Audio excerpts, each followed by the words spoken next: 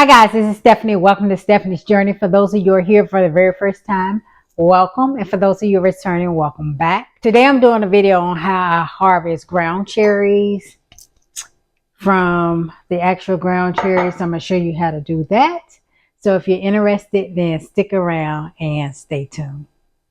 Okay guys, I'm going to show you how I get the seeds out of my ground cherries. So I just take the ground cherry, I cut it in half, I fill up a jar of water. You don't have to have a jar this big, but that's just what I picked up because I had just washed it. And I'm just scraping the seeds out. And I just stick my hand down in there because it gets on my hand so that they go into the jar. And then we just left with the peel. So I'm taking the whole insides of it with the, oops, I dropped it. The whole inside with the flesh and all. I'm using this is for crab legs, but this won't damage the seeds. So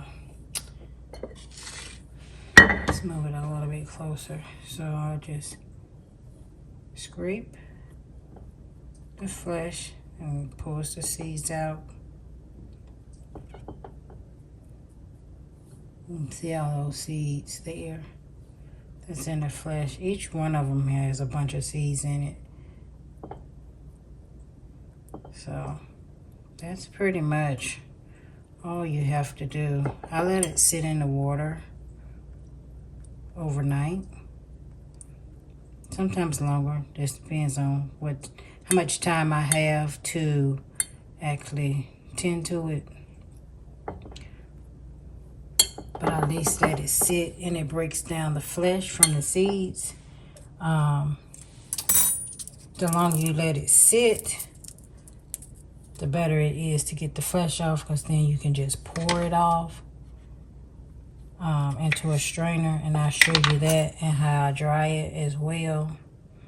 But yeah, this is the easiest way to get seeds from your ground cherries so that you will have them for the following year, years to come.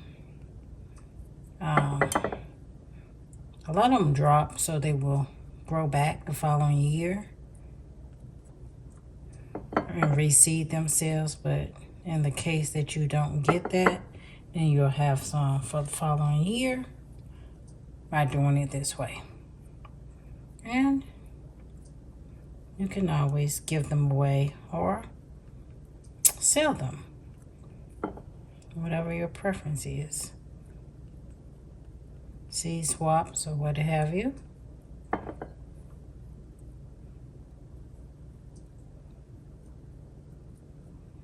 But yeah.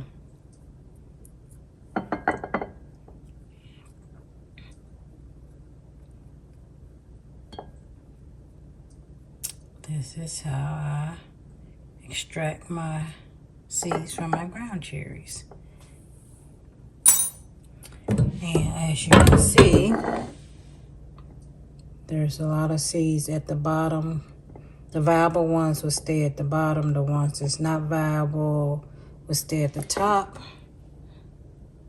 And as you can see, there's a bunch of them down there at the bottom of this jar, and that's all the flesh. All of that will float to the top once it finished breaking down in the water. Okay, here is the seeds that I showed you that I extracted yesterday. I've let them sit in the water overnight, and the viable seeds are on the bottom. I can't turn it up because it spills, but anyway. So what I'm going to do first is just pour out the water. And the seeds pretty much just stay at the bottom as you're pouring.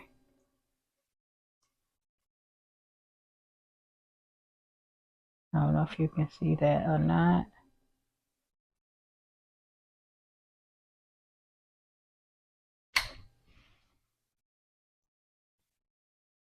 But as you get closer to the bottom, I will strain it. I have this tea strainer here, and I will strain it through that so that I can catch the seeds. But pretty much I'm pouring out all of the pulp first. The seeds are actually not coming out. They're staying at the bottom of the jar.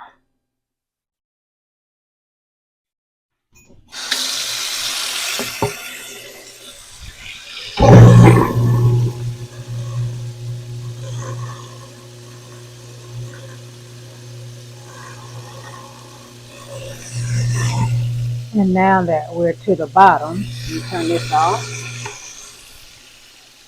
Now that we're to the bottom, most of the seeds are there. So I'm going to put a little bit more water in here just to get the rest of the pulp out.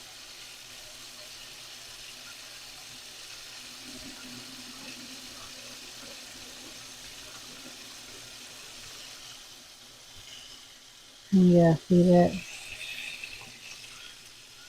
You want cool water, not hot.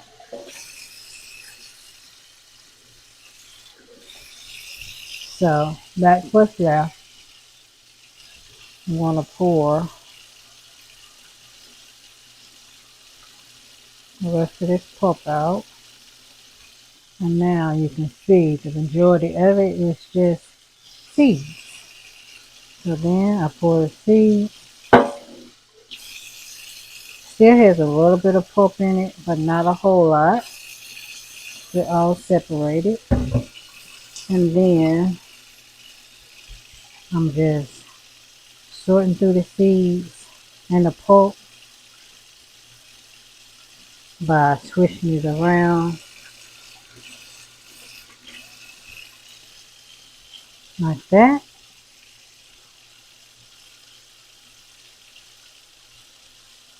Got something in there, I don't know what that is. But when it dries, it'll come out.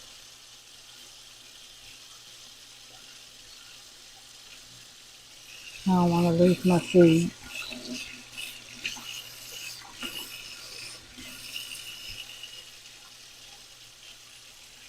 And that's pretty much all you do to get the pulp off your seeds.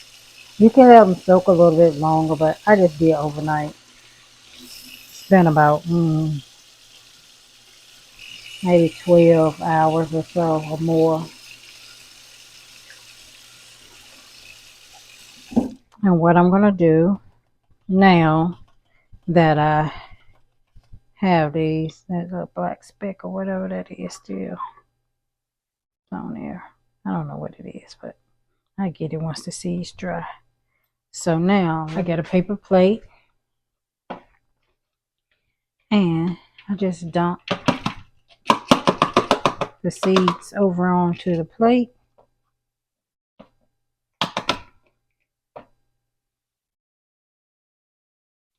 And let them dry out. It doesn't take too long for them to dry out once you put them on this plate, and because this plate is waxed, the seeds come up fairly easily. And I'll show you some that I've already done so that you can see what it looks like. Because I'd used this plate previously for them and I just dumped them out onto another plate because I'm always drying seeds, because I'm always saving my seeds.